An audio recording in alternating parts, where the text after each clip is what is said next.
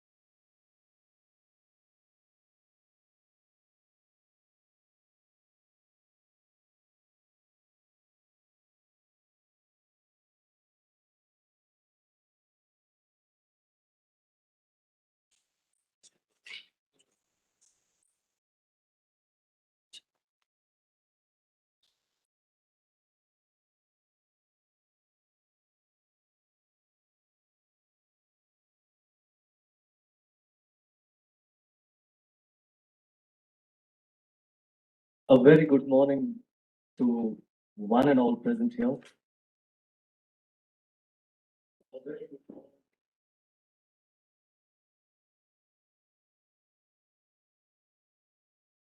I feel elated, privileged, humbled, honored, and also enthusiastic to be given this opportunity to compare the pilot lecture of Honorable Justice V.R. Krishna Iyer Annual Law Lecture Series.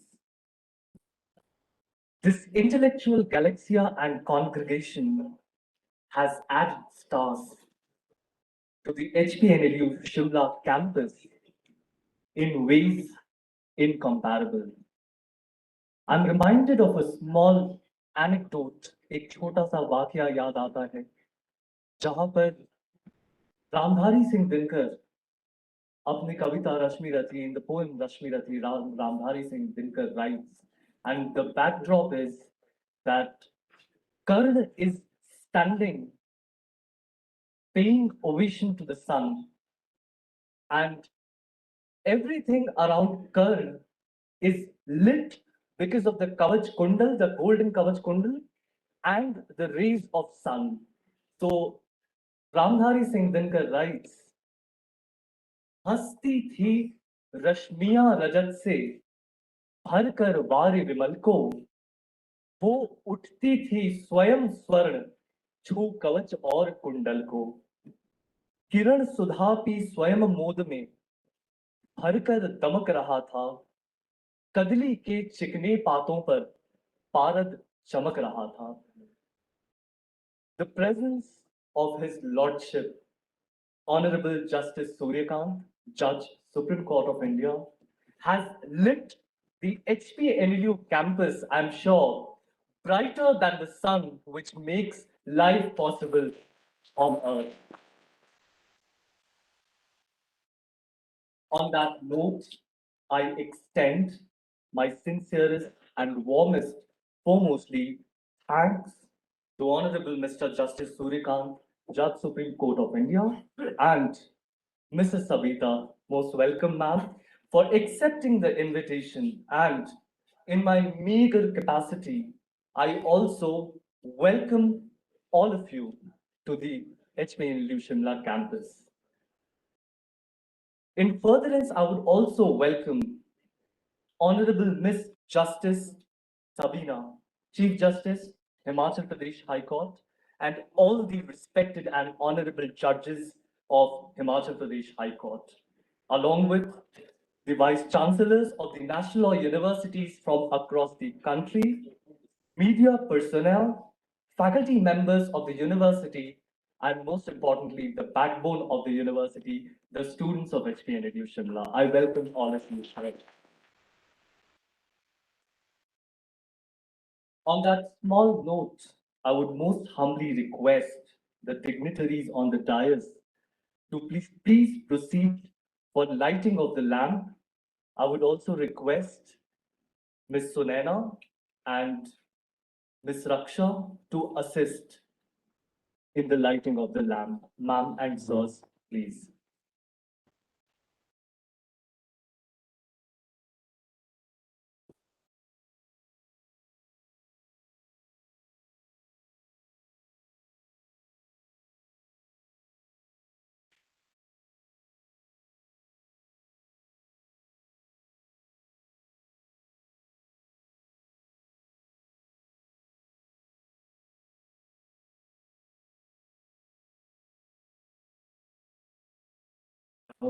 कुंदेन्दु Tushar हार धवला या शुभ्र वस्त्रावृता या वीणावरदण्ड मण्डितकरा या श्वेतपद्मासना या ब्रह्माच्युत शङ्कर प्रभृतिभिर् देवै सदा वन्दिता सा मां पातु Saraswati Bhagwati निर्शेषजाड्यापहा.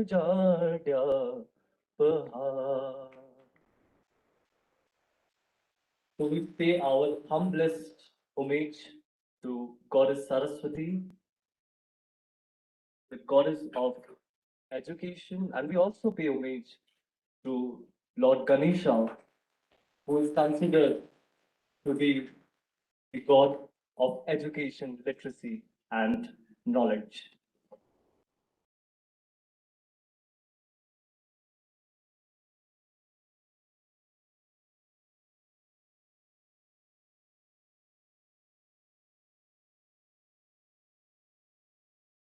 Now, before we proceed further, I would request also, and before I request the dignitaries to move to the dais, I would request Honorable Professor Dr. Nishtha Jaswal, Vice Chancellor, HPNLU Shimla, to first felicitate His Lordship Honorable Mr. Justice Suryakant, Judge, Supreme Court of India.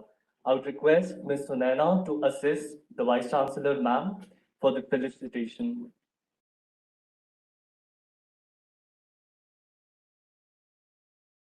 May I request the students to please present a big round of applause on Lord Batnier.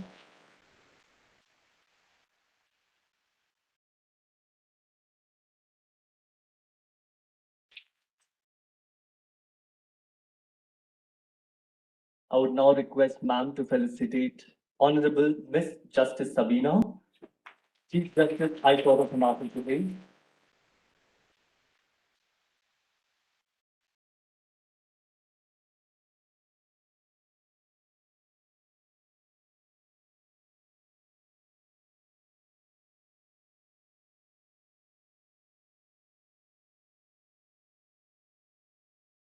I would also request ma'am, Honorable Vice Chancellor, to felicitate Mrs. Sabita. We thank you, ma'am, for your presence.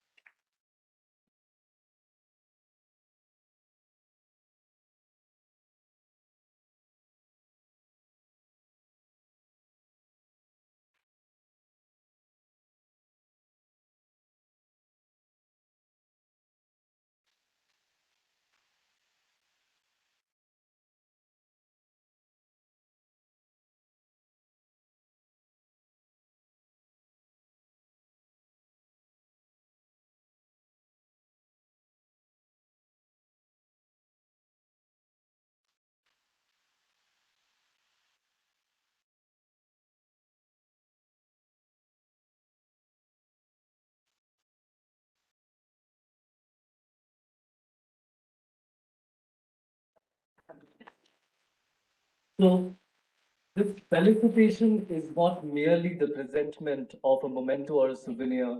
It's the love which we are presenting through these very small and meager tokens to the honorable dignitaries. thank you, ma'am. And I would now request the dignitaries to please move to the dais. Sir, please. Yes, yes, okay.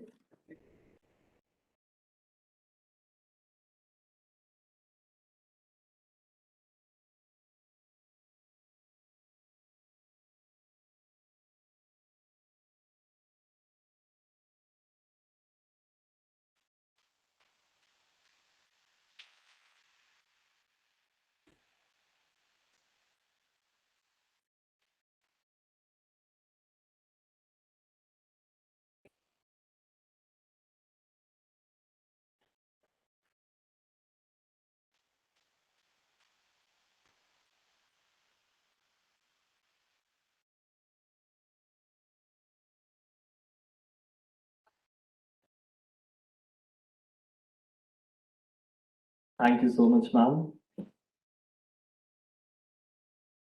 Thank you so much, sir. I request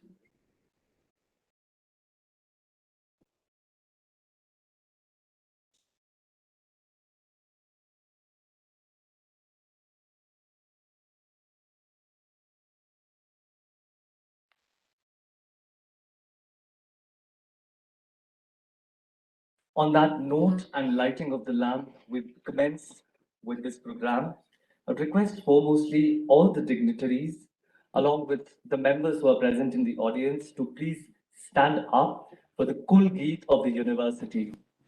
I would also like to inform that please stand up for the Kul Geet of the university. Honorable Vice Chancellor. I would also like to inform that please stand up for the Kul Geet of the university. Honorable Vice Chancellor. I would also like to inform that please stand up for the Kul Geet of the university. Honorable Vice Chancellor. I would also योगः करं सुकौशलम् योगः करं सुकौशलम्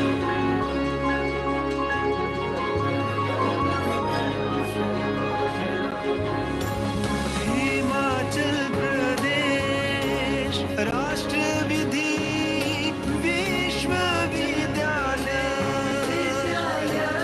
विश्व गुरु बनना है क्यों न गुरूर करें हिमालय से ऊंचा मस्तक जिसका दूरदर्शिता आसमान की परतें चिरे हवाएं झूम झूम नाम ले जिसका बर्फ कोमलता में दृढ़ता भरे देवित्य विधि के हर विधान की मस्तक झुके कर वेदी है संविधान की प्यार करे शक्ति शासन के प्राण की और अपने भारत देश महान की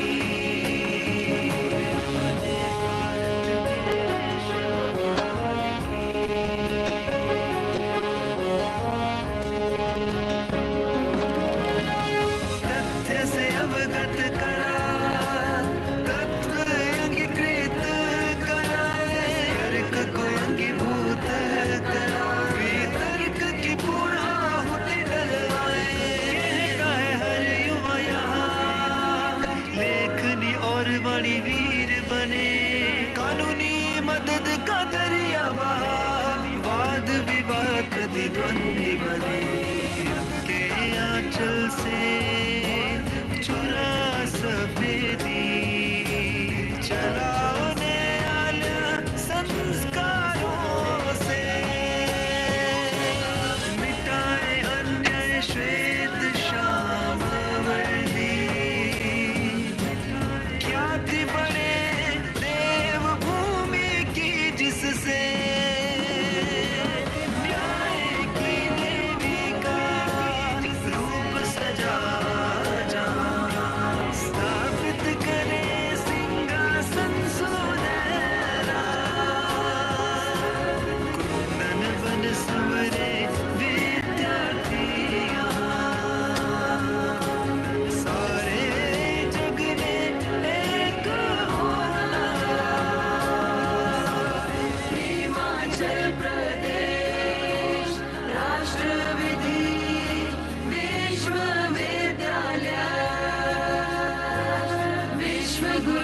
बनना है, क्यों ना गुरूर करें। बनना है, क्यों ना गुरूर करें। बनना है, क्यों ना गुरूर।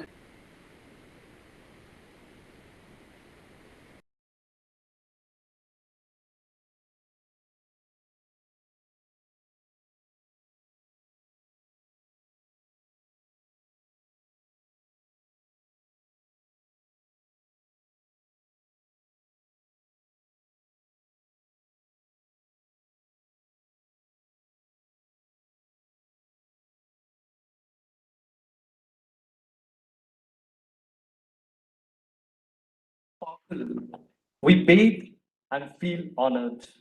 I most humbly request the Vice Chancellor of Himachal Pradesh National Law University, Shimla, Professor Dr. Nishtha Jaswal, to address the audience. Ma'am, please.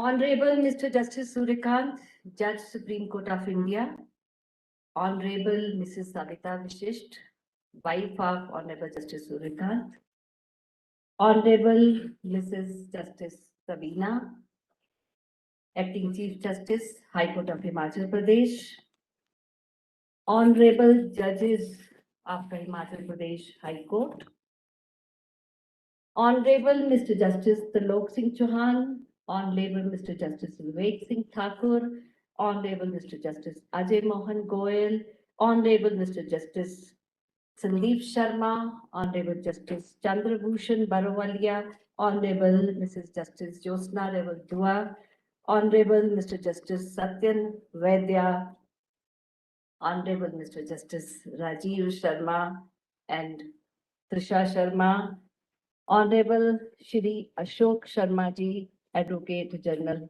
State of Himachal Pradesh, Virender Singh Ji, Registrar General, High Court, my brothers from my sister institutions, members of Bar Council, President of Bar Association. Sun rises every day, but today a special sun we can see on the sky in the beautiful terrains of Himachal. I have galaxy of distinguished guests, including the real voice of we the people, that is representation from press. Words may fail me, Honorable Lordship. My tongue may get frozen, but I know all the vibes flowing in this temple of learning, they're singing in sonorous terms. Atithi Devo Bhava. Lordship, I welcome you from the deepest core of my heart.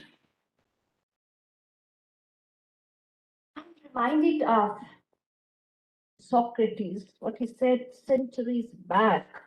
He defined 4 personal qualities of a judge. Qualities are who can hear courteously, answer wisely, consider soberly, and decide impartially. But Socrates could think centuries back that we will have incarnation of such a judge, and HPNLU Shimla will be blessed to spread a red carpet for him. Lordship, this is not today only. You have given momentum to this university. We have always received unstinted support, able guidance from your Lordship. Lordship, this red carpet will remain spread for you always and always. I can share with all present here that I'm a poet by heart. As you know, I composed this Gulgit. So today, माननीय न्यायमूर्ति श्री सूर्यकांत जी के अभिनंदन में शब्द भी मूक हो जाते हैं, शब्द भी मूक हो जाते हैं जब बात न्यायमूर्ति की होती है। हृदय मंथन जब होते हैं, भावों की अमृत वर्षा होती है। बुद्धि कौशल से, बुद्धि कौशल ने रब से हुए अवतरित, बुद्धि कौशल ले रब से हुए अवतरित, तर्क व तत्व से संवारा स्वयं को, संस्कारों से सजी उज्जवल स्मित, दूरदर्शी बने समेत गहन ज्ञान को। नम्रता ने इनको बसाया दिलों में, नम्रता ने इनको बसाया दिलों में, मानव प्रेम ने दिया सिंहासन। दर्द बिखरा था जो अदालतों में, दर्द बिखरा था जो अदालतों में, न्याय ने किया इनका आह्वान। वकील थे तो वाणी वीर थे, वकील थे तो वाणी वीर थे, कलम ने पुरता बड़ी वाणी धीर। विवेक से इनके निर्णय सजे थे, जग से विवाद मिटाने को अधीर हुए। शब्दों के मोती जो बांटेंगे आज, शब्दों के मोती जो बांटेंगे आज, हर उपस्थित जन हो जाएगा सम्मोहित। हाथ जोड़ इनका अभिनंदन करते हैं आज, जो न्याय को करते हैं सजीव स्थापित। हाथ जोड़ अभिनंदन करते हैं आज, जो न्याय को करते हैं सजीव स्थापित। Lordship, I need your permission to present my udgar, हृदय के उद्गार, in the tangible form.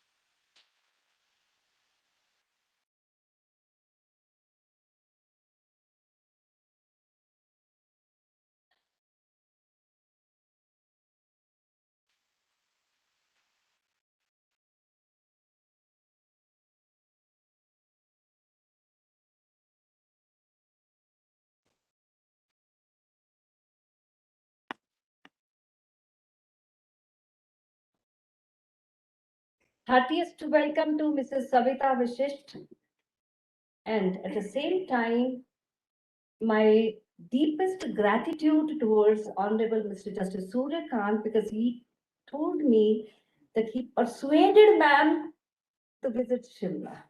So I'm really thankful to you, sir.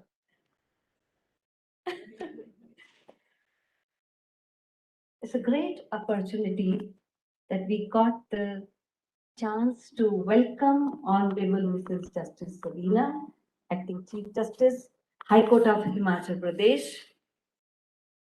ज्यादा समय नहीं लूंगी, दो पंक्तियां मैम के लिए।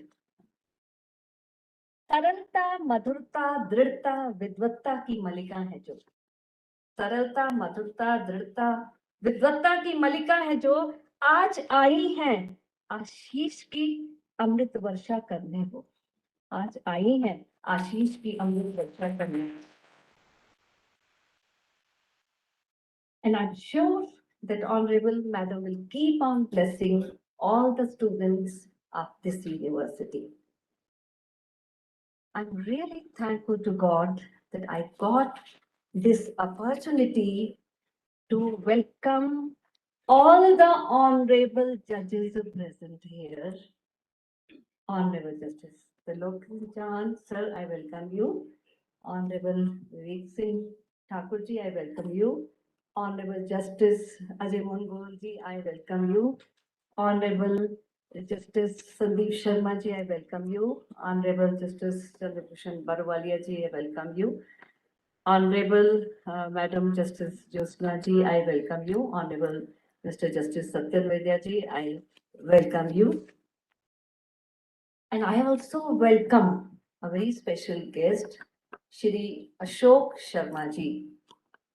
He never says no, but I understand he's very busy. We keep on bothering him for our needs, guidance, and we always look forward for his visit to HPNLU Shimla. And I think words are against me now when I need to welcome my brothers who are pillars of this university. Shri Ajay Kochar ji, Chairman, Bar Council of Himachal Pradesh. Shri Amit Vaid ji, Member Bar Council of India. Shri Lamesh ji, President Bar Association of Himachal Pradesh. And then my very dear brothers who has always stood in thick and thin with me. Bhishma Pitamah, Professor Ranveer Singh. Think tank of the consortium, Professor Faizan Mustafa.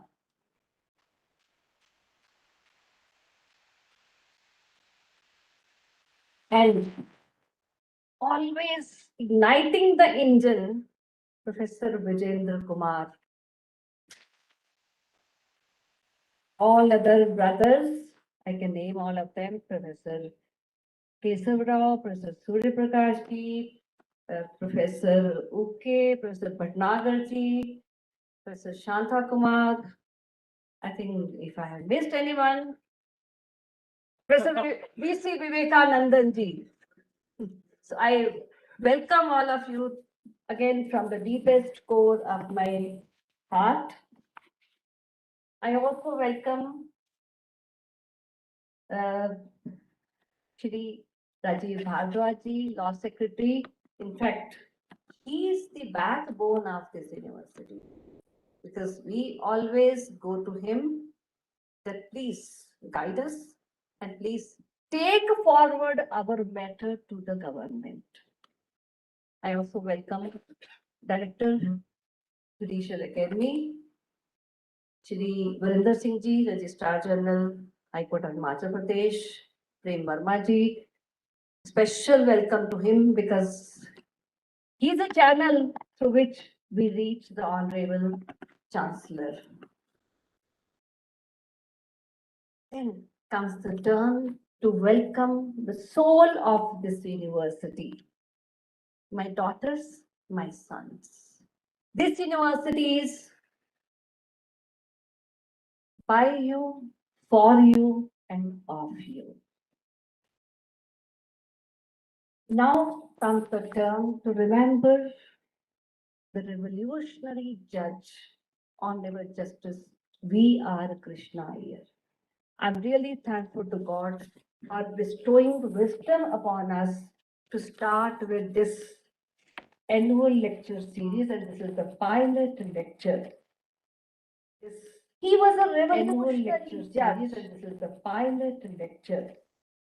Because he was a revolutionary judge of judges as the justice delivery system. Because he was a revolutionary judge of judges as the justice delivery system. Because he was a revolutionary judge. When you wiped every tear from him, because he was a revolutionary judge. When you wiped every tear from him, because he was a revolutionary judge. When you wiped every tear from him. He was a revolutionary.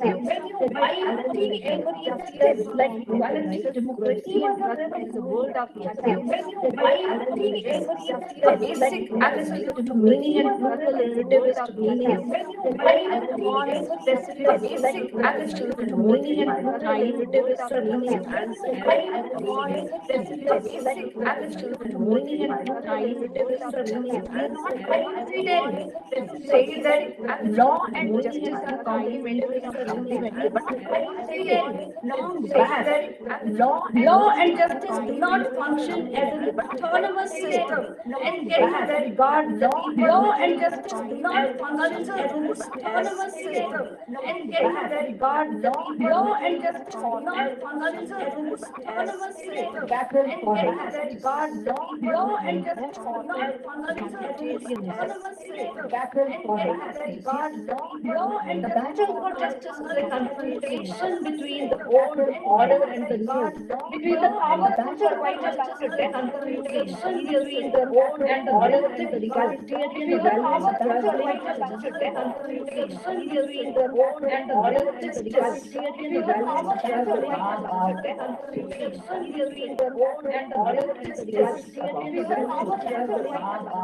The hostile forces against the directives have to be isolated and annihilated. The hostile forces against the directives have to be isolated marks. Anyone hostile the prosecution against the directives by manifest of judicial marks. There are anyone administration and legislative by manifest of judicial marks. There are anyone administration like a stress his like a stress revolutionary construction of the national policy and civil administration, like a stress revolutionary construction of the national policy and civil administration, like a strategy to execute the constitutional obligations laid on it, like a strategy hearing about social justice, legislating welfare measures, drafting plans for transformation, and preparing statistics of legislating welfare measures, drafting plans for transformation, and preparing statistics of legislating welfare measures, drafting plans for transformation. The gates of temple of justice open to all. Drafting plans.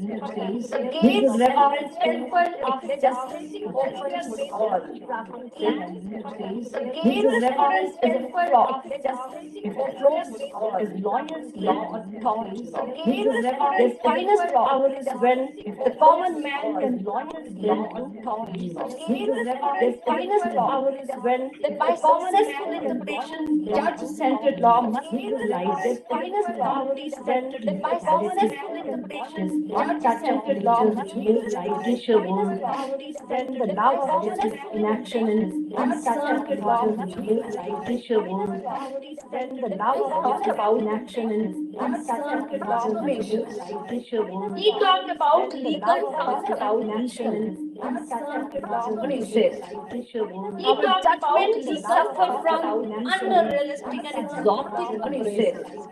Our judgments and remedies must be unrealistic and exotic concepts, and not our judgments and remedies must be transplants as socio-legal helping. Judgments and remedies must be transplants as socio-legal helping. Remedies transplants as socio-legal helping. Remedies transplants as socio-legal helping. Ceased remedies transplants as socio-legal helping. Ceased remedies transplants as socio-legal helping. This Dance Kadar Hall, all distinguished guests. This Dance Kadar Hall, all distinguished guests. This and Dance Kadar Hall, and try to remind ourselves. This and Dance Kadar Hall, and try to remind ourselves when we say about and and try to remind ourselves when we say about and try to remind ourselves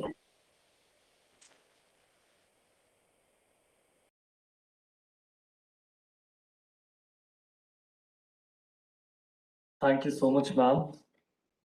I think where I missed, ma'am did the justice. Thank you so much, ma'am, once again. The next responsibility that has been shouldered on me is too burdensome. I would admit that, honestly, sir. So I'll just try to give a brief introduction to His Lordship, Honorable Justice Surya Kant. Sir, pardon me if I'm mistaken anywhere.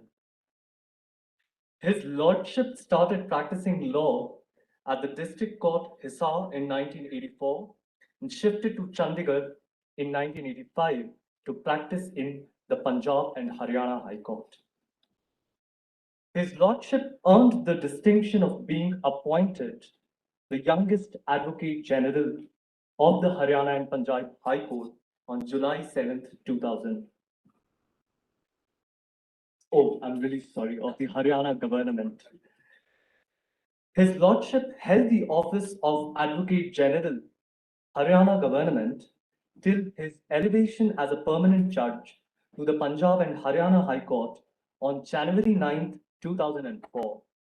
He was nominated as a member of the governing body of National Legal Services Authority, NALSA, on February 23rd, 2007 for 2 consecutive terms till February 2022, 2011.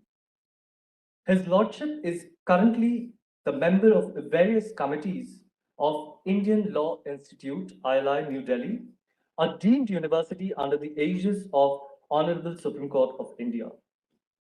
His Lordship assumed the chargeship of the office of the Chief Justice of High Court of Himachal Pradesh with effect from 5th October 2018 and was subsequently elevated as a judge of the Supreme Court of India on 24th May 2019.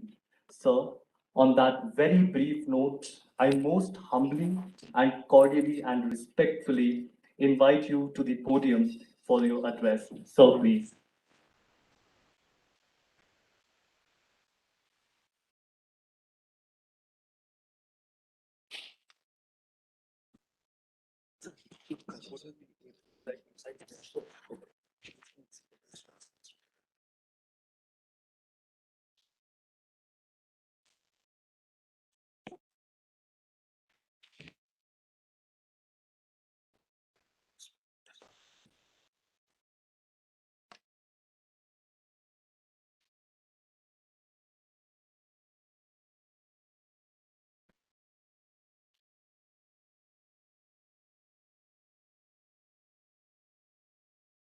Justice Sabina, Learned Acting Chief Justice, Himachal Pradesh High Court. My brother and sister judges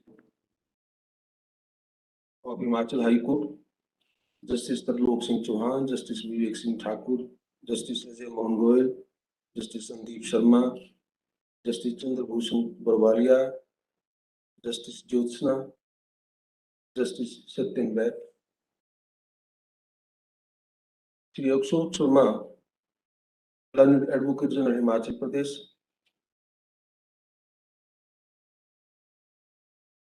my brother Justice Rajiv Sharma, former judge of Himachal Pradesh and Punjab and Haryana High Court, Mrs. Professor Trisha Sharma,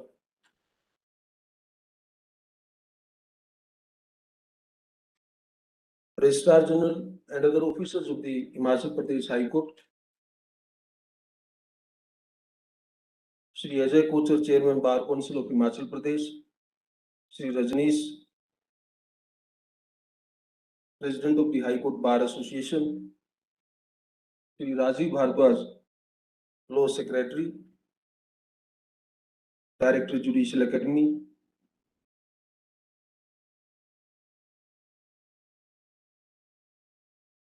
a galaxy of jurists representing the pan-India culture here, my Guru, Professor Dr. Ranbir Singh, Professor Faizan Mustafa, Professor Jaswal, Professor S.K. Bhatnagar, Professor Vijender Kumar, Professor V.C. Vivek Nandan, Professor Keswa Rao, Professor K.V.S. Sharma, Professor Surya Prakash, Professor Dilip Uke, Professor Sanjeevi Shanta Kumar, all Vice Chancellors and former Vice Chancellors and Pro-Chancellor presently in their own capacity, and very distinguished jurists of the country, Dr. Ranga, Registrar of the National Law School, which is led by, again, a very dynamic personality, Professor Nishtha Jaswal, the learned Vice Chancellor, other officers of the National Law School, Shimla, the coordinator, distinguished members of the faculty, distinguished guests, including my wife, Professor Savita Vasisht, officers and officials of the National Law School, my very dear students, ladies and gentlemen. Yes, I think it's exact 12 o'clock, so I can say very good morning or very good afternoon to all of you. Well,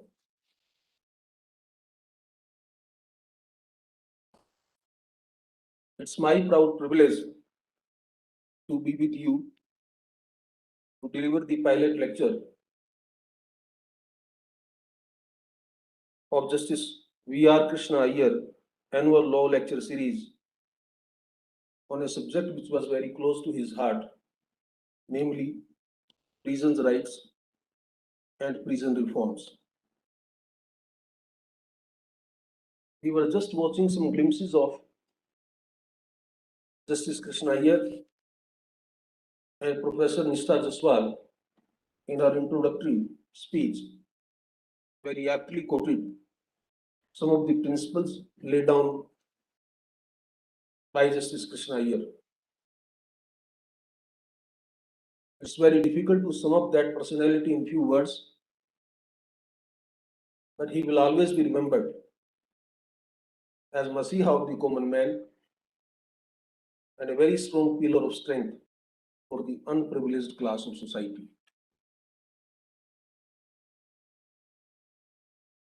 But before I dwell upon the subject, and being a former chancellor of the university who has a favorable bias in every manner, I must commend the university, the faculty, and the university administration for organizing this lecture series.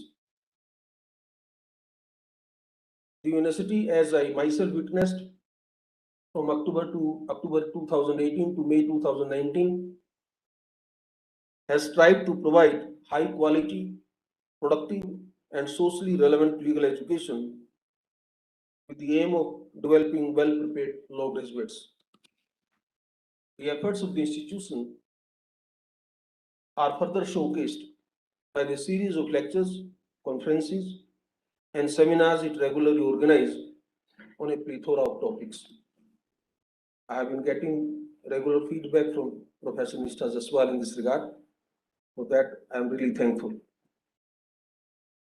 In my view, such initiatives are not only important to give students much needed exposure, but also for the members of the legal fraternity so that we may understand and introspect on various issues plaguing our society, and then we devise strategies to overcome the same. Dear students, the theme of today's lecture, that is prison rights and prison reforms, is of paramount importance. It is often said that in order to judge the success of a civilized society and a democratic nation, one need not look at how the state treats its highest citizen. Instead, one must scrutinize how it cares for its lowest ones. Today's subject is the one I must say it's very close to my heart also. At the same time, it is only apt that this subject is being discussed in the memory of one of the nation's finest legal luminary who brought forth a sea change of reforms in criminal law, criminal jurisprudence, and prison administration while actively reorienting our understanding of the fundamental rights guaranteed under the Constitution. Let me introduce to the young generation very briefly about Justice Krishna Iyer's multifaceted personality and his brief history of his life. Justice Krishna Iyer undoubtedly was an outstanding judge, a legal philosopher, and a jurist of international repute. He is fondly remembered for his lucid and erudite writing, his understanding of the constitutional scheme as one of the chief architects of public interest litigation. But most importantly, as a crusader against injustice who, till his last breath, worked for the people of India. One particular area that he was especially concerned was with the realm of criminal law. It is no over exaggeration that Justice Krishna Iyer, through a series of landmark decisions, whether it is Sunil Batra 1, Sunil Batra 2, Charles Sobras, Prem Shankar Shukla, and many others, single handedly rewrote the theory of crime and punishment, while eventually resulted in a visible transformation of the prison system in India. His journey has also been quite zigzag. As you know, he passed out law from the Madras Law College in 1938 and started practice like me in a district court, Malabar district courts. Soon he became a very popular and leading lawyer in the district courts. And he has the clients, litigants, who were wealthy landlords and industrialists, as well as the reverse class of laborers, peasants, and tenants, whom he would always give free legal advice. Justice Krishna Iyer was politically active and was identified with the ideology of communist parties. In May 1948, he was arrested for being accused of actively helping communists in their alleged violent activities and providing hideouts. As the prosecution miserably failed to justify fabricated charges, he was released after spending a month in jail. His experience in the Kannur jail profoundly influenced his outlook towards prison and prison reforms. In his autobiography titled Wandering in Many Worlds, he recalls his detention in the following words, and I quote, it's very important. This is how a personal experience, bitter experience he got in Kannur jail. And he writes, I was removed to the central jail in Kannur and caged in a cell. I was all by myself. The iron bars and stone walls talked to me mutely. There was no private latrine, and one had to make do with what was available facilities. See the last line. In the loneliness of the prison cell, time stood still. By 1950s, then Mr. Krishna Iyer established himself to be a very leading lawyer. His legal expertise and idealism appealed to the political organizations, and at their insistence, he stood in general election in 1952. Look at the personality. He contested the assembly election 1952 and won it as an independent candidate, supported by, of course, communist parties. And then this is how he became a member of the Madras Legislative Assembly.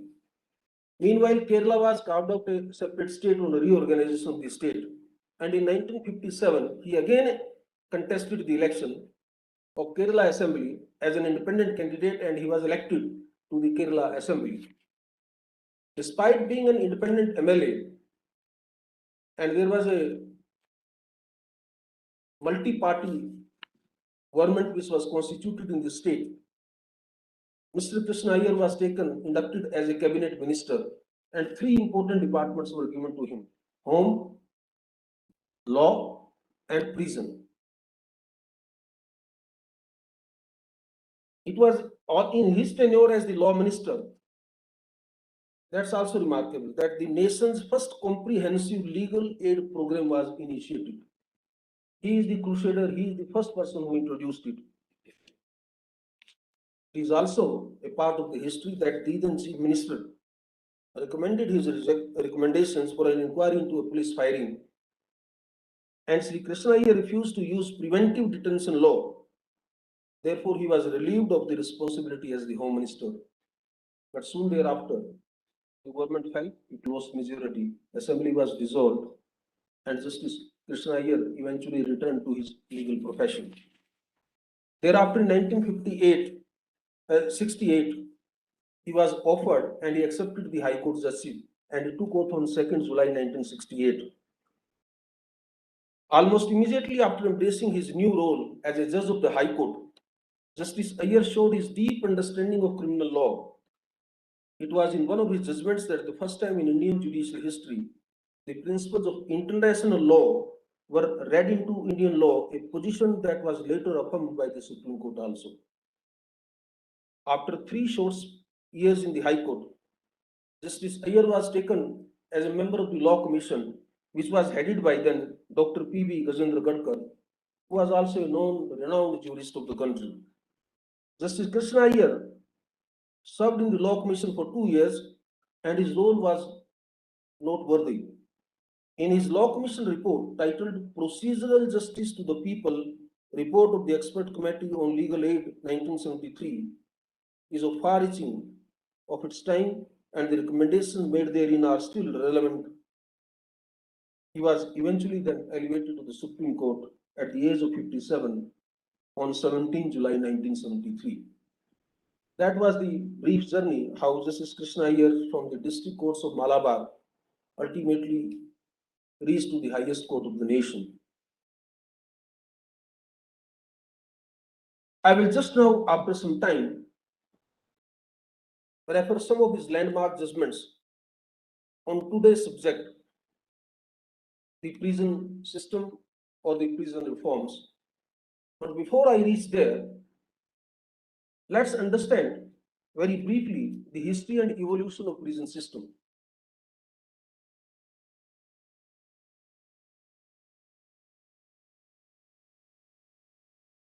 We must remember that crime and punishment are ancient concepts. Crime is often said to be eternal as society itself.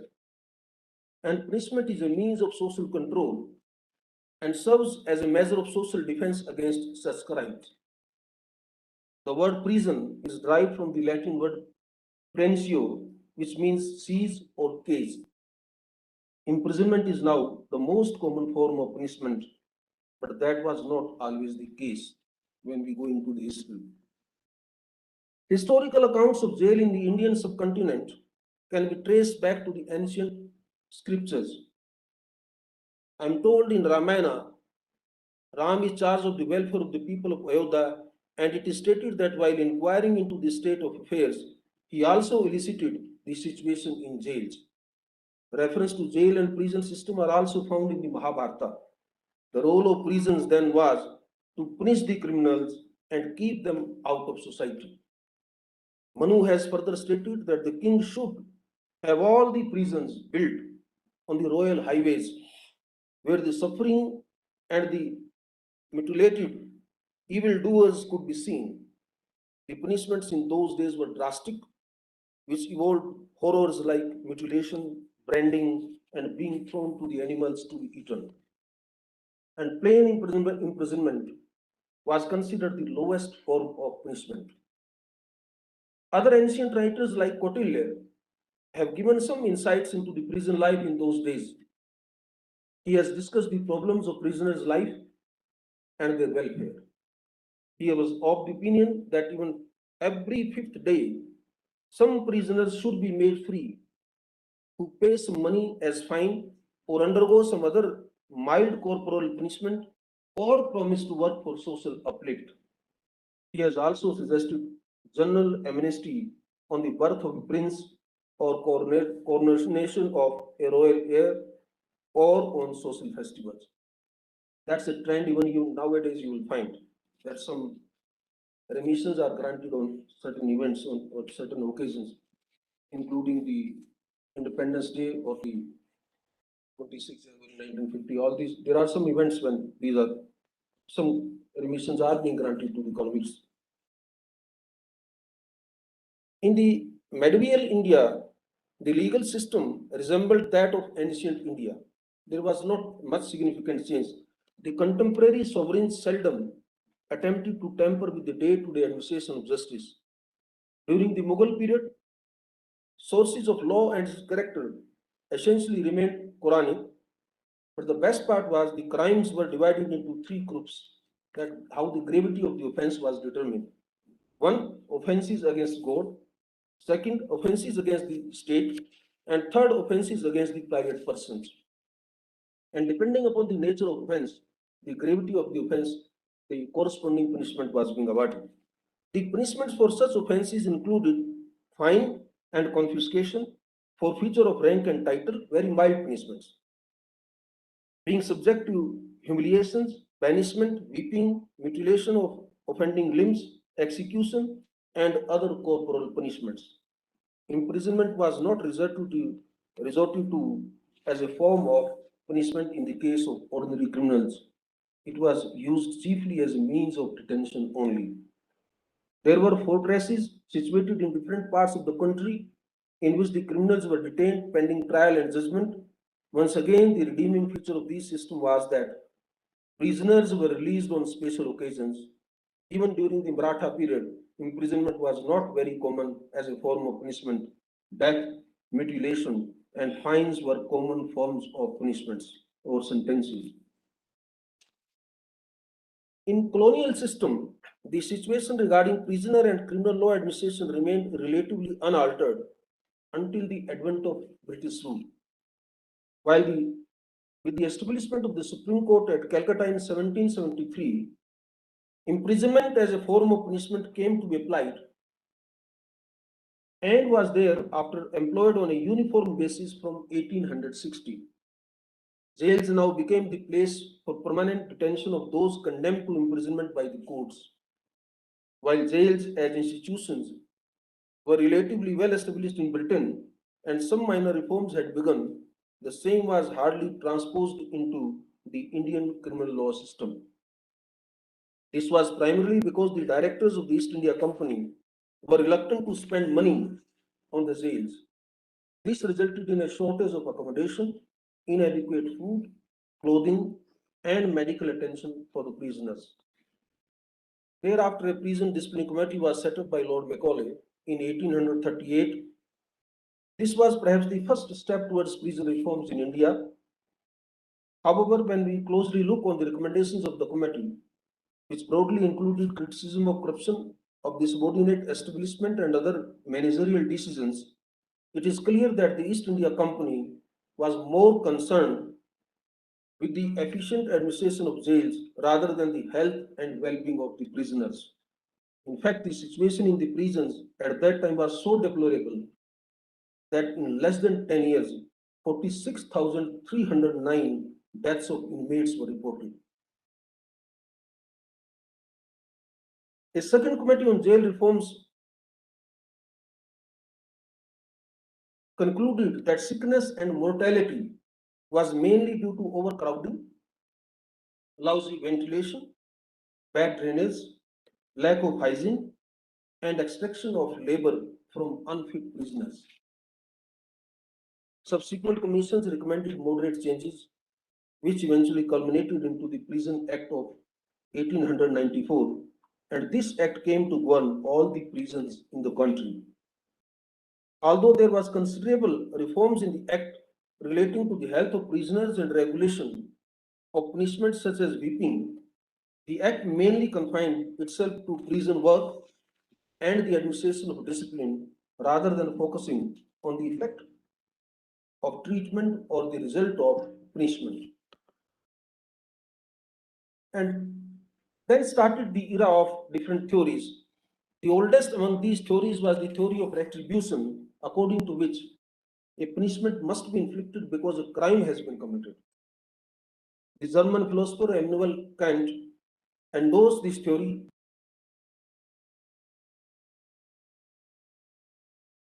Another theory was that of neutralization, which stated that by putting a person in prison, the society physically removed that from the bosom and for the period of incarceration, making it physically impossible for that individual to commit further crime.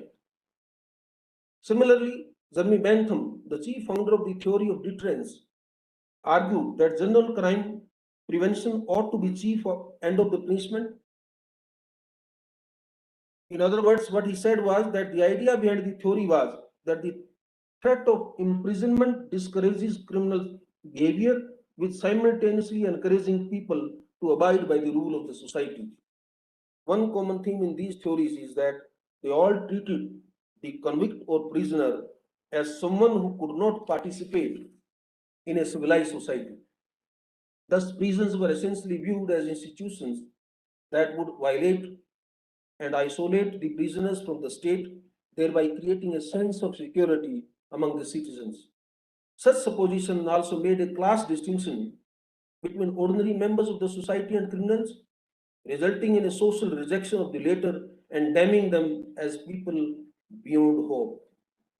It is clear that these conjectures inspired actions of our erstwhile colonial rulers also. But with the time progressed, there was a fresh approach to the problem of crime and criminals, and this was the theory of reformation. The reformative view of penology suggests that punishment is only justifiable if it looks to the future and not to the past.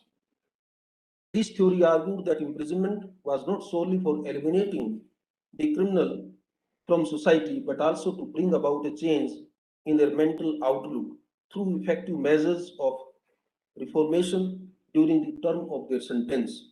This theory began to gain popularity towards the beginning of 20th century. Winston Churchill, who was the Home Secretary in 1910, had very famously stated, and I quote, that's worth reading, a calm, dispassionate recognition of the rights of the accused and even of the convicted criminal against the state, a constant heart searching by all charged with the duty of punishment, a desire and eagerness to rehabilitate in the world of industry whose those who have paid their due to the hard coinage of punishment, tireless efforts towards the discovery of curative and regenerative processes, unfailing faith that there is a treasure if you can only find it in the heart of every man.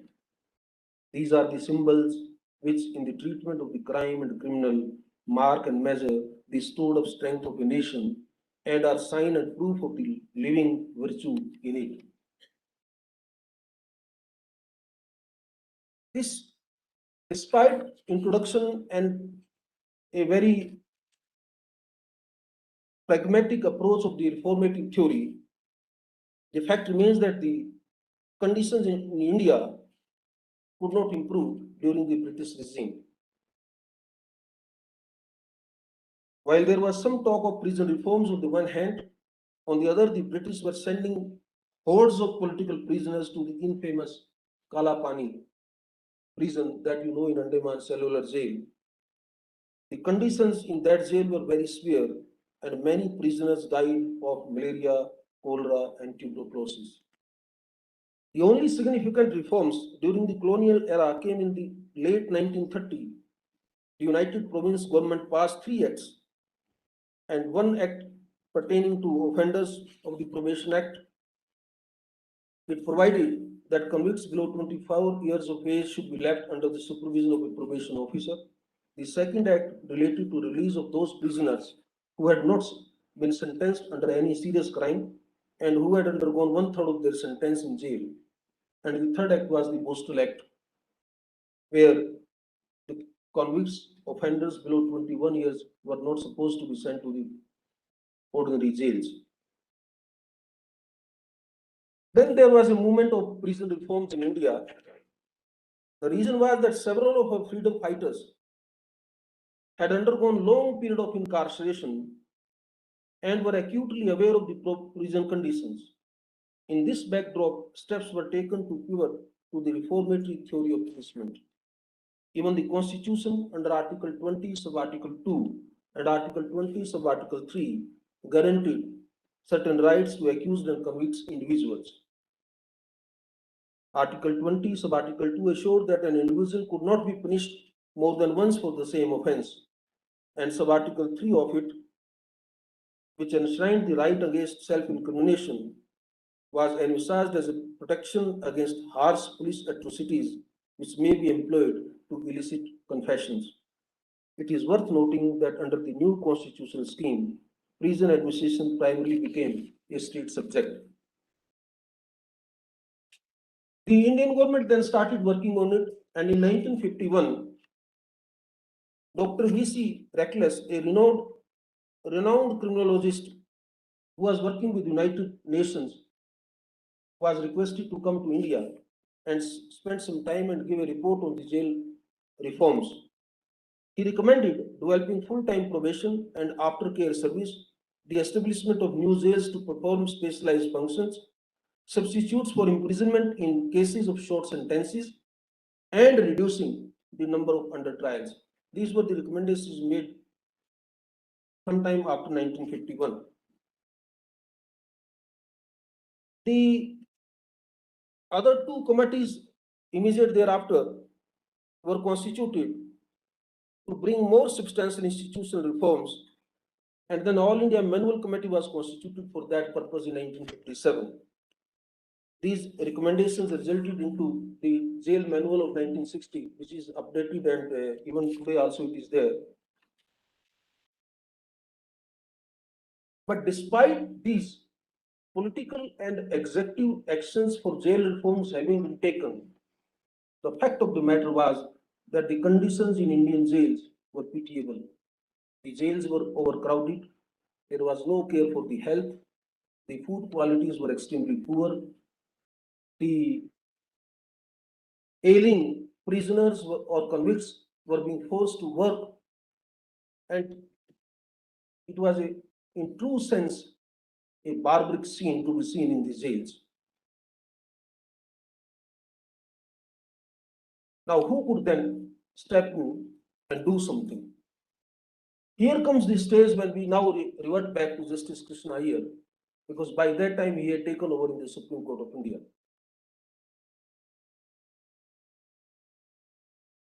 It cannot be overstated that Justice Iyer was one of the first judges to actively discern the adverse conditions of prisons in India, and he took it upon himself to transform the bestial jails into more just correctional homes. Justice Krishna Iyer, through his seminal judgments, made contributions in the area of legal aid, reformative theory of punishment, judicial recognition of prisoner rights and protection against torture, curbing of administrative malpractices, and dignity of accused. As far as the legal aid is concerned, his judgment in M.H. Hoskat case, it was firstly directed that court shall furnish a free transcript of a judgment while sentencing a person to a prison term. Secondly, and more importantly, Justice Krishna Iyer observed that the rights enshrined under Article 21 of the Constitution encompassed the right to legal aid. Accordingly, it was directed that where a prisoner seeks to file an appeal or revision, every facility for exercising that right shall be made available by the jail administration. In cases where the prisoner is disabled from engaging a lawyer or reasonable grounds such as indigence or incommunicado situation, the court shall, if the circumstances of the case, the gravity of the offence, and the ends of justice so require, assign competent counsel for the prisoner's defense, provided that he himself does not object to such legal aid. This was the first decision that recognized the right to legal aid for all the prisoners. This decision, along with other judicial pronouncements, prompted the legislature to introduce Article 39A into the Indian Constitution, making it a fundamental duty of the state to ensure that each accused has adequate and competent representation, notwithstanding his or her financial position. Justice Krishna Iyer was a staunch believer in the reformative theory of punishment. His first belief in human beings to transform and rise above their past was constantly displayed in a judgment in Inder Singh case. While dealing with the case of two young boys sentenced to life imprisonment, Justice Iyer laid down the stepping stone towards reforms in punishments. Specific directions were given, and I quote, instead of bolting these two young men behind the high walls of a prison and forgetting about them, humanizing influences must be brought to bear upon them so that a better sense of responsibility, a kindlier attitude, a behavioral maturity, and values of a good life may be generated under controlled conditions. He further said, the spiritual basis of our constitutional order, and that is the dharma of Dandaniti, is human dignity and social justice, and not the sadistic cruelty of hard confinement for years on end. The rationale of court sentence is social defense coupled with personal correction. Then in Maduram, Justice Iyer even gave legislative suggestions to rework the laws in India. That was a remarkable direction, virtually commanding the legislature to come forward and introduce some innovative recommendations. And what he suggested was offer of remissions, paroles, supervised releases, opportunities for self-improvement by family contacts, time in community work centers, and even mediational centers. He further said progressive rehabilitatory prison laws, which have a dynamic correctional orientation and reformatory destination, including meaningful intermissions and humane remissions, is on the Indian agenda of unfulfilled legislations. He pointed out virtually that there is a deficiency in the legislation, and he appealed the legislature to come forward and take care of those deficiencies. As regard to the prisoners' rights were concerned, Justice Krishna Iyer was of the unshakable resolve that while imprisonment limits the constitutional right of prisoners and pre-trial detainees, it does not eliminate their rights entirely. In situations where prisoners' rights were disregarded, the same could invite the intervention of the Supreme Court. That's why, in case of a notorious criminal like Charles Sobraj, Justice Krishna Iyer, while striking a balance between the right of prisoners and legitimate constitutional restrictions, opined, and I quote, whenever fundamental rights are flouted or legislative protection ignored, to any prisoner's prejudice, this court's writ will run, breaking through stone walls and iron bars to right the wrong and restore the rule of law. In Sunil Batra 1, a very landmark judgment on jail reforms, Justice Iyer reiterated the role of the courts to protect prisoners' rights, especially in the face of inhuman practice such as torture and long spells of solitary confinement. He stated that courts that send citizens into prisons have an onerous duty to ensure that during detention and subject to the constitutional limitations, freedom from torture belongs to the detainee. Freedom from the torture belongs to the detainee. That was style of Justice Iyer to write. It is interesting to note that Justice Iyer reimagined the relationship between a prisoner and the prison in this case. This is also a beautiful quote, and I am quoting for you. He said, safekeeping in jail custody is the limited jurisdiction of the jailer. The convict is not sentenced to imprisonment. He is not sentenced to solitary confinement. He is a guest in custody in the safekeeping of the host jailer until the terminal hours of terrestrial farewell whisked him away from to the halter. Justice Iyer recapitulated these principles in Sunil Batra's second also and directed to the visitational rights of prisoners, setting up grievance deposit boxes, and restrictions were put on the use of solitary confinement. My dear students, when these directions and decisions are read holistically, it is no surprise that several academicians and experts remark that the Charles Sobraj or Sunil Batra cases have led to the dawn of prison reforms and prisons' rights.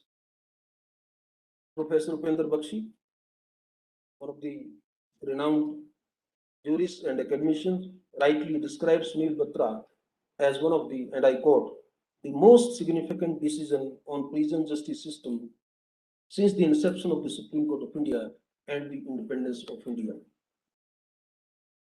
With regard to prison administration also, Justice Krishna Iyer did not lag behind.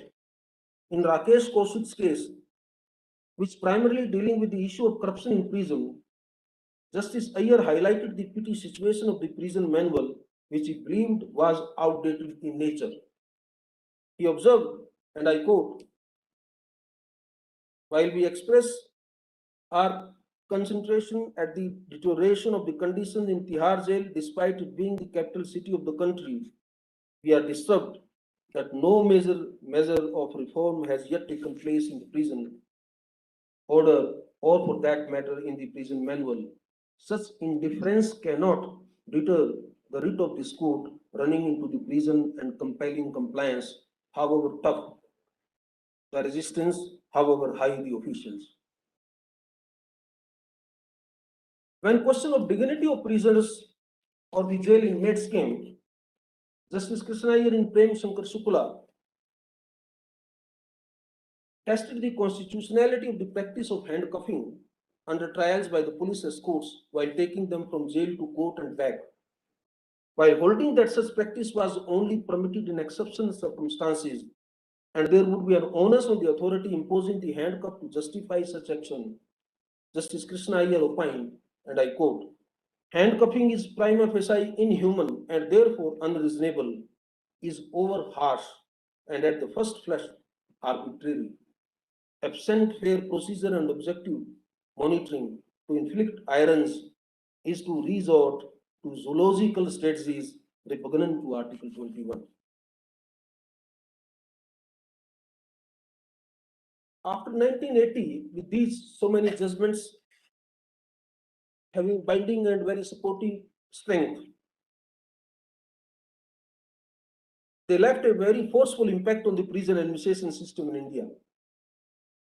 Prisons are no longer closed institutions with inmates forgotten by the community. On the contrary, constitutional courts have given their individuals a voice and a forum for them to express their grievances. The Supreme Court, as a journal, has made clear loudly that cruel practice of torture, third-degree treatment would no longer be tolerated, and that every accused has the right to live his life with dignity even when incarcerated. The process of prison reforms was not only catalyzed but also accelerated during the timely intervention of the Supreme Court and various high courts. In light of the directions issued by the courts, various committees and law commissions have been set up in the past to further look into the areas where improvement could be made. The Mullah Committee, for instance, undertook an audit of the laws and made very important recommendations, eventually on the basis of which Juvenile Justice Act of 1986 was enacted. Thereafter, Justice Krishna Iyer was appointed as chairman of a committee in 1987, and that committee gave its directions concerning female prisoners. Those were also very dynamic directions. His recommendations included the provision for a national policy relating to the women prisoners in India, the formation of new rules and regulations relating to their punishment and conduct, the maintenance of proper coordination among the police, law, and prison authorities for providing justice to women prisoners, the provision of legal aid for them, construction of jail for women prisoners, and provision of nutritious diet for the mother and the child. But having all these plethora of judgments giving different directions, and post Justice Krishna Iyer era, the Supreme Court having consistently followed and expanded those directions, making best efforts for the reformation of jails. The fact of the matter is that still there are unsolved problems. There is a problem of overcrowding. There is a problem of prolonged detention of under trial prisoners, unsatisfactory living conditions, lack of treatment programs, staff shortage in prisons, and allegations of the indifferent and even inhuman approaches of prisons authorities. In fact, the Supreme Court had,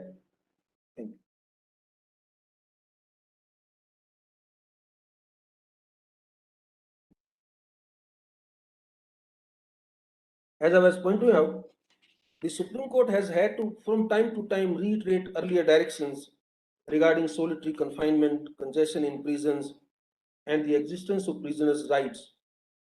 Drawing the principles laid down in Prem Shankar Shukla case, which I just quoted against handcuffing by Justice Krishna Iyer, the apex court has once again expressed its disappointment regarding the abhorrent practice of handcuffing prisoners and has gone on to observe that the state and prison authorities continuously ignore several of its orders. These are part of the judicial record. The Indian judiciary continues to step in to improve the conditions of jail across the country. The Supreme Court in 2013 took cognizance of the inhumane conditions in over 1,000 jails across India. Since then, several orders and directions have been passed in an attempt to further reform and humanize the jail system in our country. The Supreme Court and several high courts have recognized the rights of the prisoners in the form of right to medical termination of pregnancy during incarceration, special provision for pregnant women, and right to procreation and conjugal rights.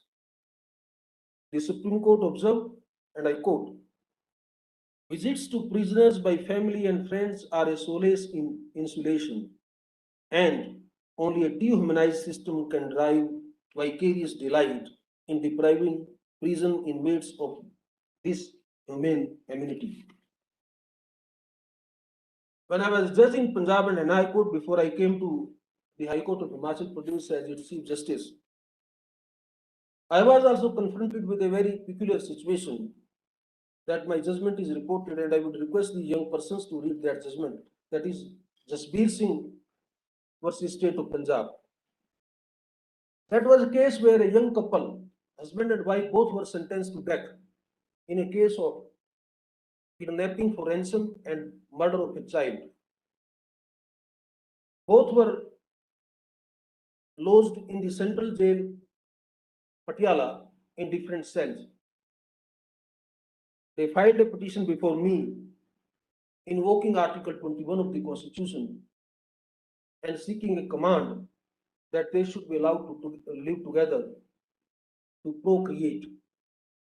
They wanted to have a child, especially the plea was that the husband is the only child of the parents, and therefore it's a question of the generations going ahead.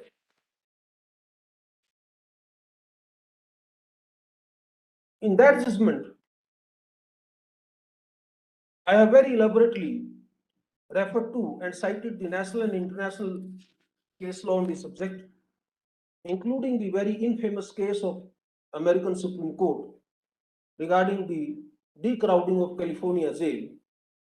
And after referring to a series of decisions, I directed the state of Punjab to constitute a jail reforms committee to formulate a scheme for the creation of an environment for conjugal and family visits for jail inmates, and to identify the categories of inmates entitled to such visits, keeping in mind the beneficial nature and reformatory goals of such amenities.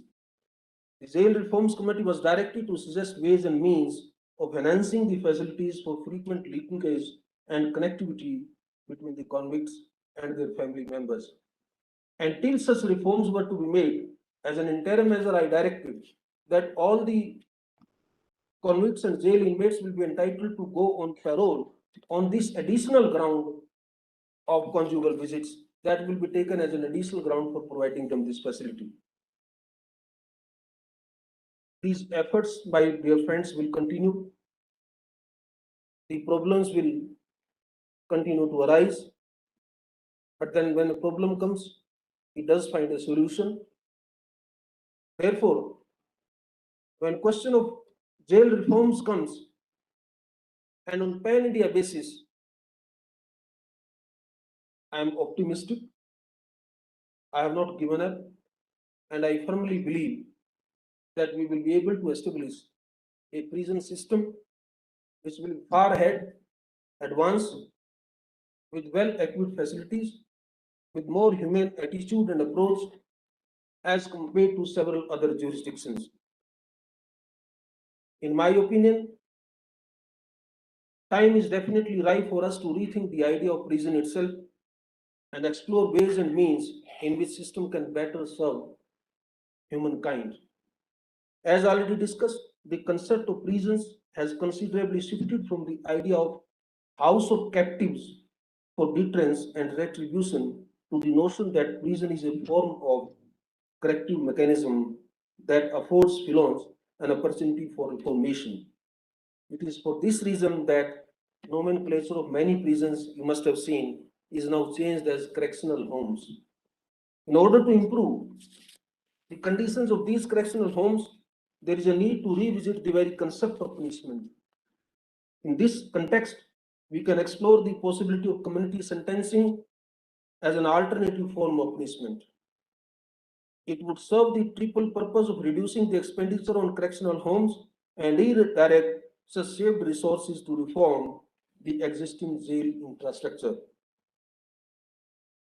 It will also lead to reducing overcrowding in jails. As you know, the community sentencing is where a court order authorizes an offender to perform a specific number of hours of unpaid work or service for a non-profit community organization or tax-supported agency. In a similar vein, I personally believe that the concept of plea bargaining for minor offenses can also be promoted as a part of the jail reforms. We must also begin to think differently about the environment of the correctional homes. Open jails are one of the few measures adopted to improve the jail environment. Open jails do not have bars or walls. Prisoners are allowed and encouraged to go out and work every day and fend for themselves and their families. The objectives of establishing open prisons are to reduce overcrowding in jails, reward good behavior, give training in self-reliance, provide depending permanent labor for public works, prevent frustrations, and create hope among long-termers, particularly life convicts. Another idea which I have started advocating from last 1 year or so, and I am very strongly promoting this concept, is of breakup or weekend imprisonment. What is that breakup or weekend imprisonment? A person is sentenced, say, for 3 months imprisonment, 6 month imprisonment.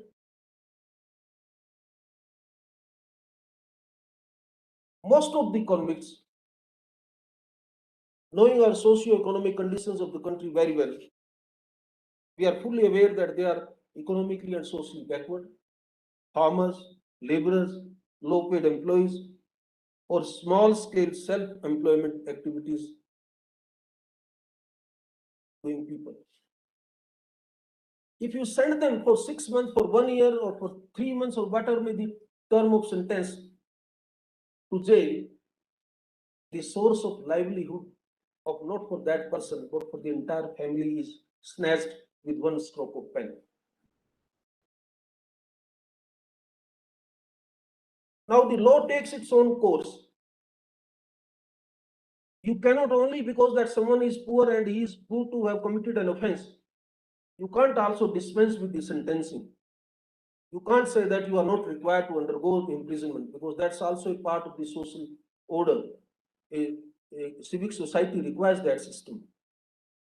Therefore, I have coined the idea of breakup and weekend punishments, sentencing. That you divide the part of the sentence. That person will go to jail on Friday, will come back on Sunday, or Monday morning, then Monday to Friday he will resume his work, whether he is an employee, whether he is a shopkeeper, whether he is a laborer, whether he is a farmer.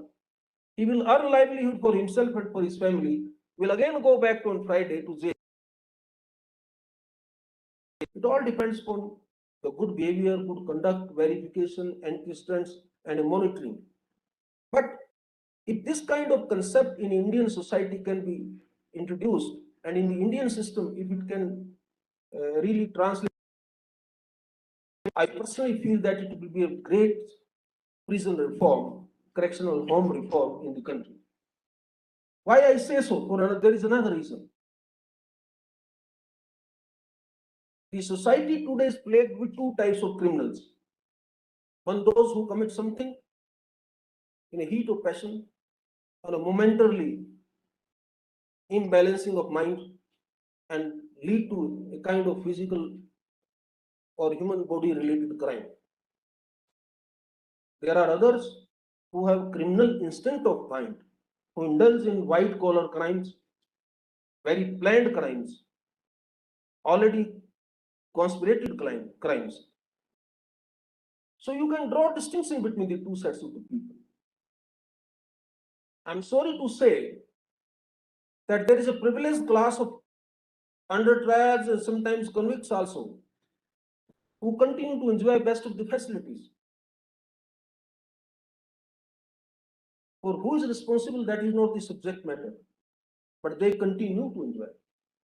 And on the other hand, these marginalized sections of society, the poor, laborers, small scale employees, small scale vocational workers, they continue to bear the burn.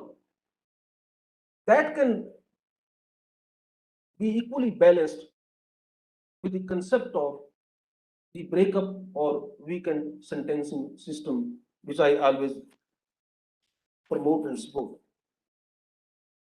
This will definitely take away the sudden crisis of sustenance hovering on their dependent family members also. In the conclusion, I would say that undoubtedly the current situation vis-a-vis conditions in prison is far from ideal. It is almost ironic that many of the problems that existed in the early 1950s persist even today. There is, however, a saving grace. Over the past few decades, albeit slowly, the Indian society, aided by civil society organizations, has come more proactive in demanding reforms in the existing jail system. The public interest litigation platform has admirably enabled the Supreme Court and High Courts to address the cause of inhuman conditions in prison and corresponding reforms. But then the courts alone cannot shoulder the entire responsibility that everyone has to realize. The society as a whole requires a paradigm shift in their perception about the convicts and to extend its helping hand to such ex-convicts who can be rehabilitated and integrated into a disciplined society. We all need to collectively adopt the vision put forth by Justice Krishna Iyer and recognize the inherent dignity of all individuals, irrespective of whether they are incarcerated or are free citizens. Similarly, there lies responsibility on the legislature to abreast itself about the reformative developments across the world and bring suitable changes in the laws which lean in favor of reformation. Even the executive must embrace its part. Delaying transmission of bail orders or delaying the release from jail are areas of concern that ought to be looked at. Help must also be sought from social scientists to frame better and improvised mechanisms to prevent recidivism into crime and improve behavioral patterns, especially taking into account the nuances of Indian society. We must leave no stone unturned to ensure that the character of prison reform transforms into one of reformation and rehabilitation. I once again congratulate the University, Professor Nista Jaswal, the learned Vice Chancellor, our Registrar, and other officers the learned coordinator of this program, and my dear students for organizing and evolving this dynamic concept of lecture series. It's only through consistent efforts like these that we will be able to formulate ways in which we can remodulate the prison system in India. Thank you very much. Jai Hind.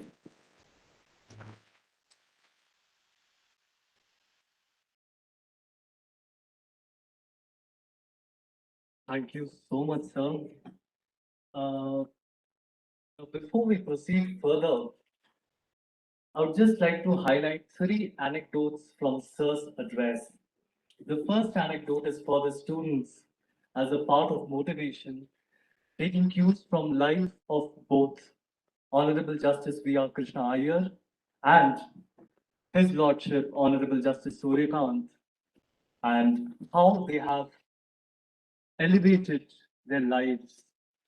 तो वो कहते हैं ना कि कौन कहता है आसमां में सुराख नहीं हो सकता, कौन कहता है आसमां में सुराख नहीं हो सकता, एक पत्थर तो तबीयत से उछालो यारो. Now the second anecdote which I will take is the record about social relations and family. Now the cue that I'm talking is on a very personal note, ma'am. Sir was standing here delivering the lecture. Nobody could see that sir was thirsty and needed water. Ma'am could very categorically and quickly identify that. Ma'am, thanks for that note. So the same kind of touch and social relations are also required for the prisoners. That is what I think in sum can be summarized about the address. And the third anecdote from sir's lecture was treating the prisoners as guests and the jailers being the hosts.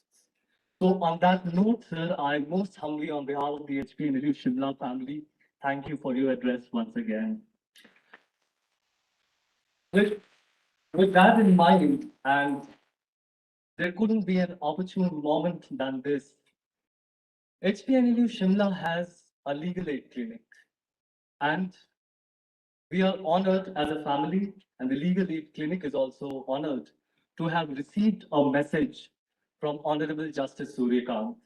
I request, sir, to please present this message, which is now in the written form, to the Director of the Legal Aid Committee, Dr. Alu, and to the Vice Chancellor, Professor Dr. Nishtha Jaswal. I request Ms. Sunaina to please facilitate the same. And students may have a big round of applause for this.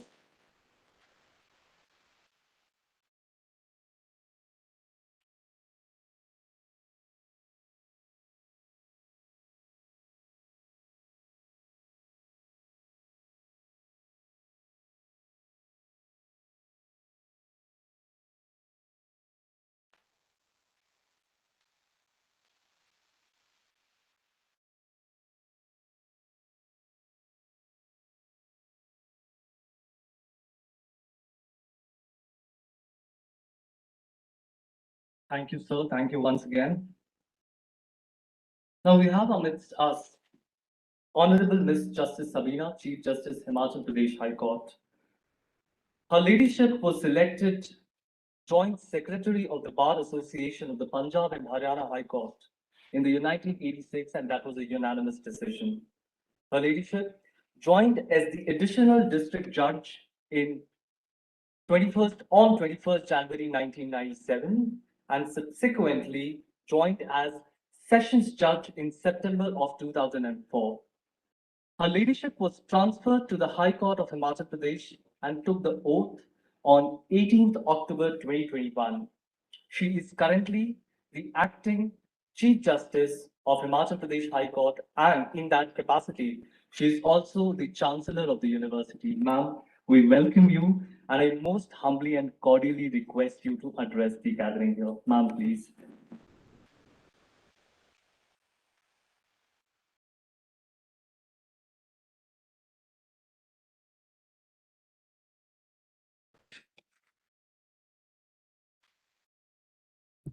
Your Lordship, Honorable Mr. Justice Surya Kant, Judge Supreme Court of India, Mrs. Savita Vishesh, my brother and sister judges, Justice Rajiv Sharma, Mrs. Trisha, Learned Advocate General, President of the Bar, Chairman Bar Council, learned Vice Chancellors from across the country, other dignitaries present in the audience, and dear students, a very good afternoon to all of you. It gives me great pleasure to address this August gathering of Himachal Pradesh National Law University, Shimla. It is a great responsibility that has been shouldered upon me, and I am thankful to one and all, and especially to Professor Nishtha Jaswal, Vice Chancellor, HPNLU, Shimla, for conceiving and organizing the VR Krishna Iyer Annual Law Lecture Series. Every saint has a past and every sinner a future. Never write of the man wearing the criminal attire, but remove the dangerous degeneracy in him. Restore his retarded human potential by holistic healing of his fevered, exhausted, or frustrated inside, and by repairing the repressive, though hidden, the injustice of the social order, which is vicariously guilty of the criminal behavior of many innocent convicts. Law must rise with life, and jurisprudence responds to humanism. These are the words of one of the finest men that ever lived in the tides of time, a sentinel of human rights, Justice V.R. Krishna Iyer. His words echo the very barest bones, the belief of humanity, which is the fulcrum of the concept of a civilized society, a concept imbued into the knolls and dells of the magnanimous Indian Constitution. Yet, for a nation who has witnessed one of the finest judicial minds, the sour and prickling reality is the other side of the mirror. The looming truth is the data released by the National Crime Record Bureau revealing the true state of the Indian jails, with about 67.93% of total jail inhabitants being under trials, languishing and lamenting in prisons capacity. An alarming number of 1,504 custodial deaths from 2001 to 2010, as reported to the National Human Rights Commission, diverging upon the woebegone narrative of custodial violence. Thus, with the Indian prisoners living a sordid saga and sometimes being stripped of the very right to life even before their guilt can be pronounced. For a nation with the fifth highest prison population in the world, the most natural consequence being overcrowding of these prisons, the rights of the prisoners are a phantom, with the predominant concern of the prison administrators being a hobble state of functioning, yet simply functioning of the crammed jails. In the backdrop of the existing state of affairs of the Indian prisons, the judiciary is an attempt to ward off yet another anathema shrouding the primordial right to a dignified life, has time and again extended a new meaning to the existing constitutional and prison jurisprudence of India. The emergence of the concept that a prisoner, be he a convict, under trial, or a détenu, does not cease to be a human being, and by the very virtue of his existence, he shall be entitled to all rights, including the right to life, can be traced back to the judicial pronouncement in the case of Maneka Gandhi versus Union of India. In the celebrated judgment in the Maneka Gandhi's case, judiciary, in an attempt to research faith amidst the public after the disillusionment in the judicial system faced on account of the attack at fundamental rights in the ADM Jabalpur case, gave a new dynamic dimension to Article 21 of the Constitution by expanding its contours. The Supreme Court transitioned its pedantic approach to purposive approach by merely recognizing fundamental rights, which were otherwise framed negatively as negative obligations in the nature of commands, prevented the state from acting in certain manner, and elevated them to the level of positive duties to be performed by the state. Accordingly, As the apex court took back the baton of the watchdog of fundamental rights, it lay the patchwork on the path of prisoners' rights, whereby, on being convicted of a crime or deprived of their liberty in accordance with the procedure established by law, prisoners still retained the residue of constitutional rights. Some of the prisoner rights have been worked out as a consequence of judicial activism. The Code of Criminal Procedure categorically provides for the mode and manner in which one is to be arrested. The Constitution, on the other hand, extends the protection to those detained unlawfully by the police under Article 32 and 2 to 6. The Constitution allows redressal by filing a habeas corpus petition, which is one of the oldest remedies recognized by courts for centuries. However, the remedy loses its meaning when the person cannot be present in court because he died while he was in police custody. To overcome the predicament of a lack of remedy in such cases, the Honorable Supreme Court evolved the palliative remedy of providing compensation to such people. The Indian Constitution does not mandate granting of compensation for custodial death. The Supreme Court, however, conscious of its incumbent obligation to protect the right of such prisoners, came up with palliative remedy of compensation via a habeas corpus petition for the first time in the celebrated case of Khatri versus State of Bihar, better known as Bhagalpur blinding case. In 1979-1980, police officials at the Bhagalpur Central Jail blinded 31 under trial prisoners by pouring acid into their eyes, vociferously coming down on the state authorities in a series of cases involving these blindings. The Honorable Supreme Court said that it should prepare to forge new tools and devise new remedies for the meaningful enforcement of the right to life, else the right will be reduced to a mere rope of sand. Accordingly, court came up with the concept of compensatory relief to the victims in such cases. However, this remedy found a more definitive standing amidst the reliefs extended by the court in an attempt to protect Article 21 in the case of Neelabati Behera versus State of Orissa, wherein the Supreme Court converted into a writ a simple letter sent by Neelabati Behera stating that her 22-year-old son had died in police custody. The Honorable Apex Court, while awarding compensation to the tune of rupees 1,50,000, also ordered the state of Orissa to initiate criminal prosecution against those who had killed her son.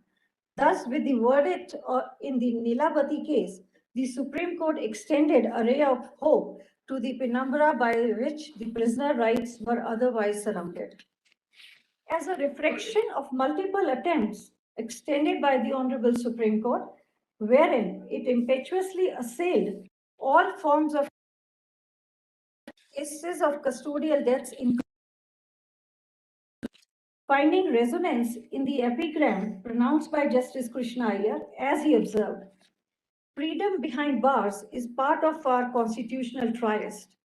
If wars are too important to be left to the generals, surely prisoners' rights are too precious to be left to the jailers.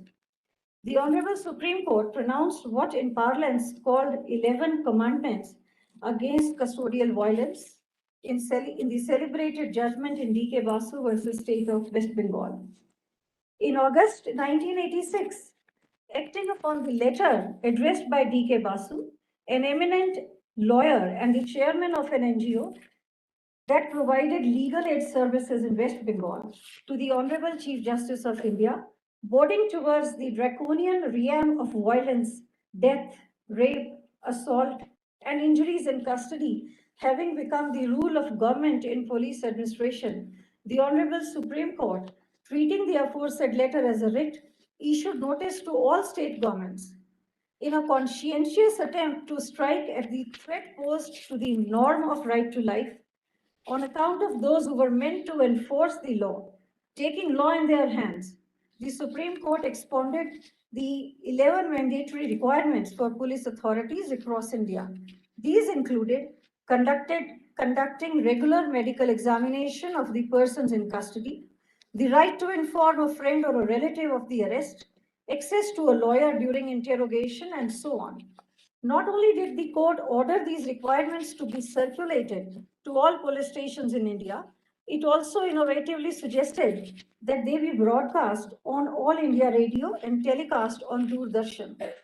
Accordingly, Honorable Supreme Court yet again gave what can otherwise be called as a kiss of life to the failing justice system in India. Article 21 includes within the sweep of right to life an omnibus list of rights protecting the prisoners. Some of these are the right to free legal aid, right to speedy trial, right to fair trial, and various other rights. As even though eons have gone by from when India obtained its independence, and we Indians are still on the march towards the triumphant destiny that we had pledged to achieve on the stroke of that holy midnight hour, the constructs of justice and human rights seem to undergo a change by every passing minute. Thus, as it was rightly believed and desired by those who drafted the Indian Constitution, for it to be a living document, such as to be able to keep up with the changes which are called for every time the fabric of Indian society overhauls its contours, judicial activism is that one weapon, the armory that shall continue to protect the most primordial rights, especially in the times of an austere concept of humanity prevailing our civilized society. The judicial pronouncements are nothing but a paragon of hope that the judiciary is still akin to the idea of protecting the rights of the prisoners, as we shall always conscious of the saying, the rights of every man are diminished when rights of one man are threatened. It is a matter of pride for the state of Himachal Pradesh to organize this lecture series, which is the first and one of its kind in the state. The university has taken a step in the right direction, and at a time when social justice and reforms in the dispensation of justice is paramount. This lecture series, I'm confident, will go a long way in helping the stakeholders in developing frameworks that would foster the goals of justice system. The series will also sensitize the students and make them responsible citizens and responsive towards the needs and aspirations of the vulnerable and marginalized section of society in India. I congratulate Professor Nishna Jaiswal in who is holding the lamp high in the academic field, and also the university, which under her leadership is covering leaps and bounds in the field of teaching and research. I also take this opportunity to thank your Lordship for insight and comprehensive lecture, which has set the tone right for the lectures that will follow in the series. I look forward to working with the university, and I wish the students and the staff members of the university the very best in all endeavors. Thank you.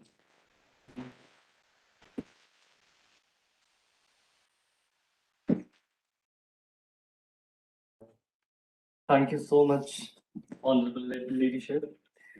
I think the address was nothing short of being a ready reckoner on the jurisprudence that has been developed with respect to prison rights, ma'am. Thank you so much. Thank you so much, ma'am.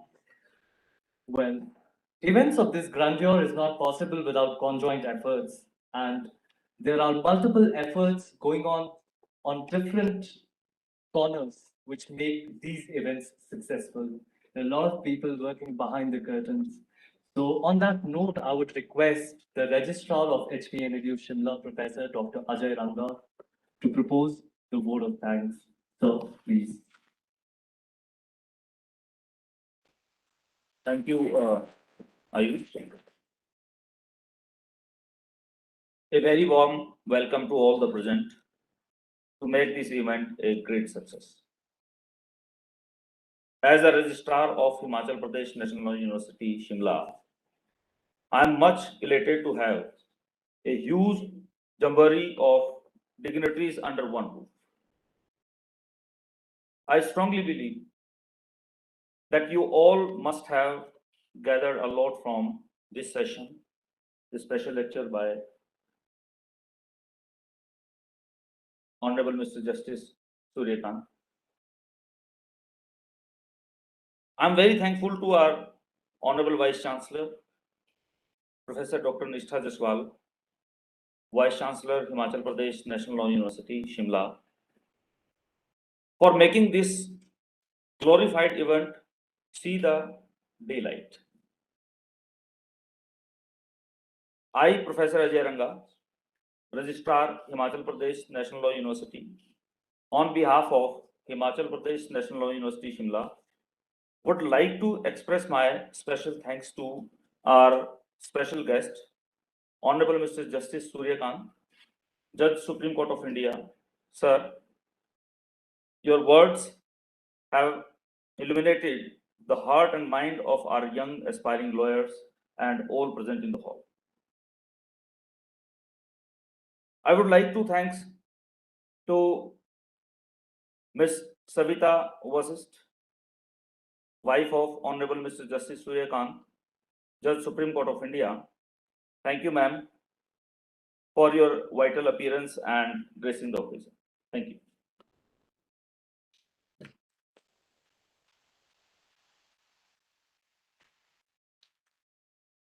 I would like to give my thanks to Honorable Justice Sabina, Acting Chief Justice, High Court of Himachal Pradesh, and other honorable judges of High Court of Himachal Pradesh, Honorable Mr. Justice Trilok Chauhan,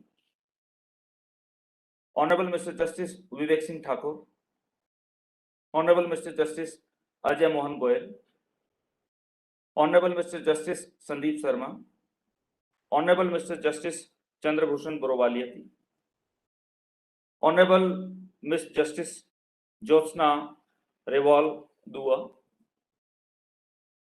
Honorable Mr. Justice Satyen Vaidya. The flow of thanks does not end here. I am grateful to the Honorable Mr. Justice Rajiv Sharma ji, the former judge, High Court of Himachal Pradesh, Uttarakhand, and Punjab and Haryana High Court. Thank you, sir. Professor Krishna Sharma, wife of Honorable Mr. Justice Rajiv Sharma ji,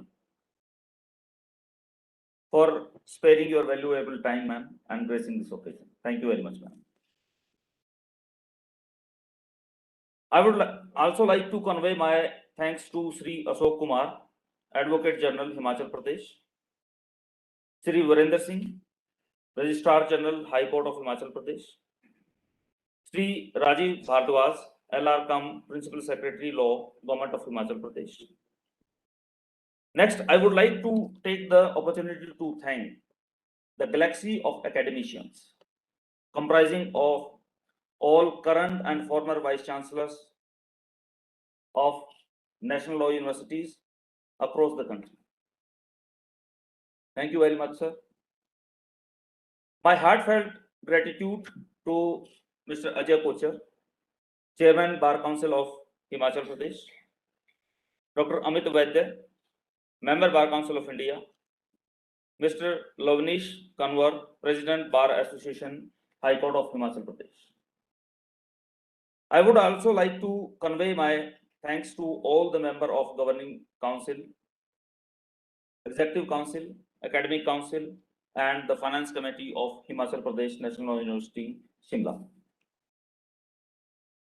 I must acknowledge the presence of Mr. Rajiv Bali, District and Session Judge, Director Judicial Academy, Himachal Pradesh. I am thankful to the press and media who have also contributed in celebrating this event. This glorious event cannot go without appreciating the efforts of faculty members of Himachal Pradesh National University, Shimla, the lifeline of our institution, our students, administrative staff, technical staff, and other supporting staff of the university. Thank you all. Before I announce the closure of this momentous occasion, I seek your apologies if by unintentional mistake. I have forgotten to mention unconditional support of any team or any individual.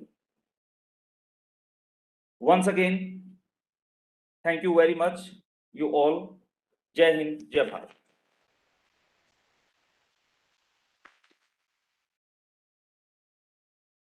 Thank you so much, sir. I just take also this moment to thank the owners of YouTube for making it possible that we are able to live telecast this entire lecture. Okay. With this, we come to the parting moment of the pilot lecture. And before the intellectual gathering that is here, I'm reminded of a shlok. Vidya dadati vinayam, vinayam yati patratam, patratvat dhanam apnuti, dhanat dharmam tatah sukham. विद्या यानी ज्ञान हमें विनम्रता प्रदान करती है। विनम्रता से योग्यता प्राप्त होती है और योग्यता से धन की प्राप्ति होती है। जिस धन को हम धर्म के कार्य में लगाते हैं और हमें सुख की प्राप्ति होती है। With that, we come to the end of the pilot lecture. Once again, we thank Honorable Mr. Justice Surya sir for his presence. For the dispersal part, all the students would be requested to be seated wherever they are until the dignitaries and the honorable judges and the vice chancellors, along with other dignitaries who are present, move out from the front door of this hall. And thereafter, once everybody is dispersed, the students would be permitted to move out. Now I request all of you to please stand up for the national anthem. Now I request all of you to please stand up for the national anthem. जनगण मन अधिनायक जय हे भारत भाग्य विधाता पंजाब सिंध गुजरात मराठा द्राविड़ उत्कल विंध्य हिमाचल यमुना गंगा उच्चल जलधि तरंगा तव शुभ नामे जागे तव शुभ आशीष मांगे गाहे तव जय गाथा जन गण मंगल दायक जय हे भारत भाग्य